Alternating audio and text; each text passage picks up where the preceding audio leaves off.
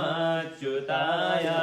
भाग्यादिके परम पुरुष भाग्यलाभे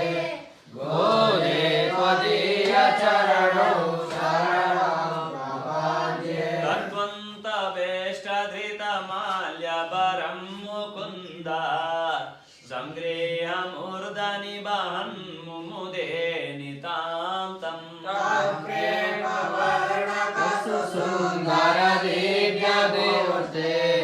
गोदे त्वदीय चरणौ शरणं प्रपद्ये श्रीनन्द गोपसुत सुन्दर दिव्य देहा भोगाविलासकृत पूर्वचरित्र भाषे